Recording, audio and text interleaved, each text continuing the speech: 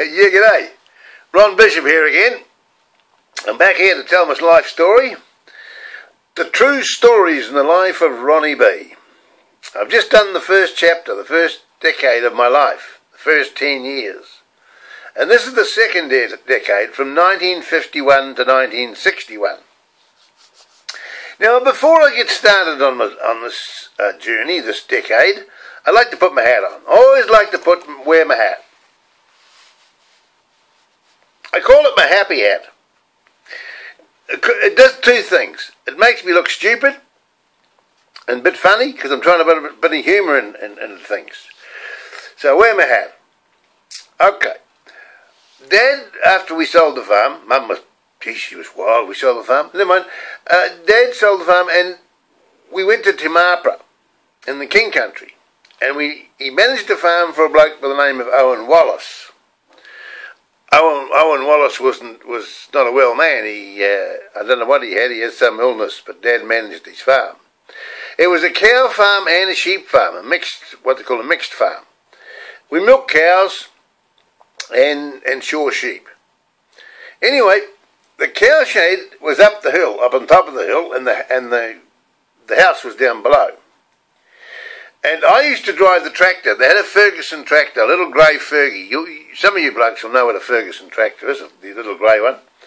I used to drive that and we put the cream cans on the back, because on the hydraulics, you know. And I'd take the cream every morning down to the gate for the cream lorry to pick it up.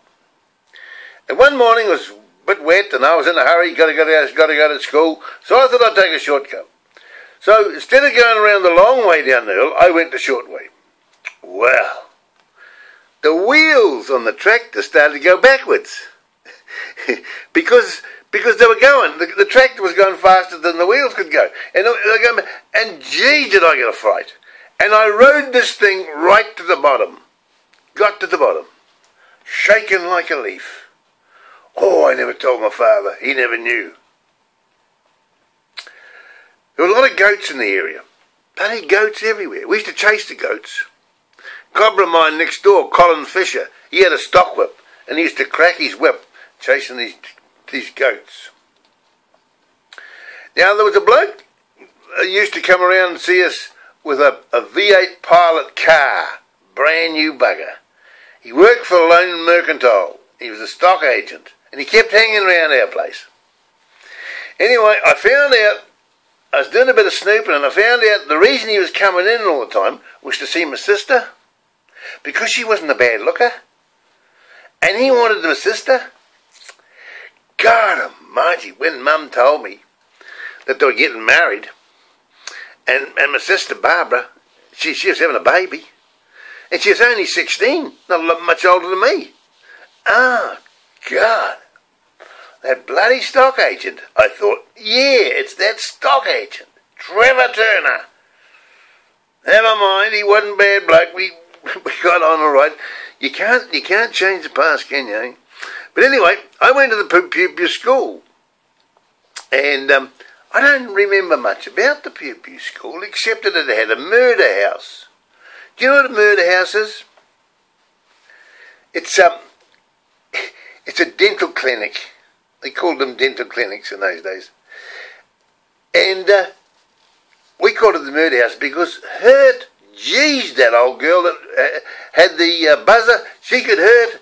It was one of those old pedal ones. You had to pedal it, and you had to pedal it real fast to stop it from hurting you. If you pedal it too slow, the buzzer really hurt. I used to bite her fingers. Oh, gee, she used to get wild. Anyway, Pew. Buckman's had the store, the grocery store in the corner was Buckman's. Across the road, my sister worked there for a while at the dairy. There was a dairy across the road. That's where we got my lollies and that. Now, I took a shine to the movie usher. I used to go to the movies in Pew.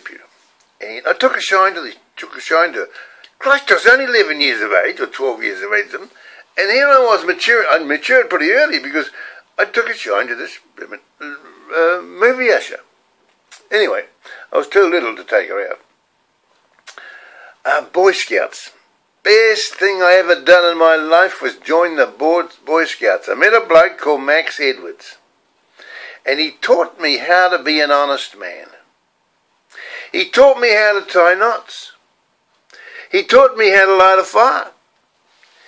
He taught me how to be clean in thought, word and deed.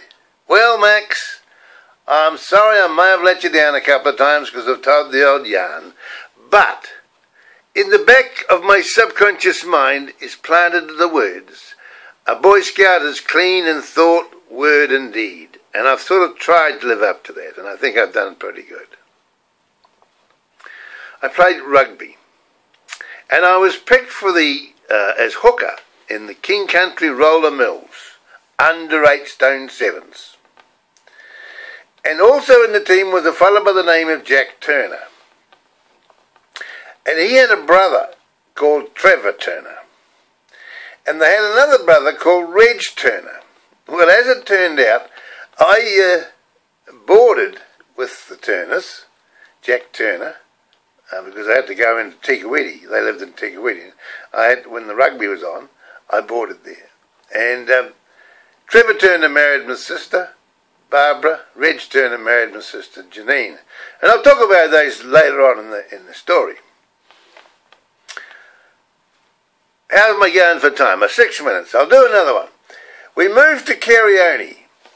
There's a place just out of Morrinsville called Carione. And I don't remember much living there. I know we lived by the railway line because we used to hide under the bridge when the train was coming. And we used to put stones on the track, in between the tracks, when the jigger came along and the guy would just about bounce off the thing.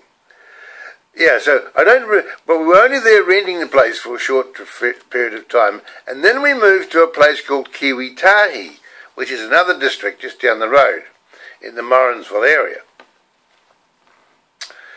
And it was at the... I'm gonna have a break now because I've just had lunch and I'll come back to you as soon as I've settled down and got my thoughts together. Okay.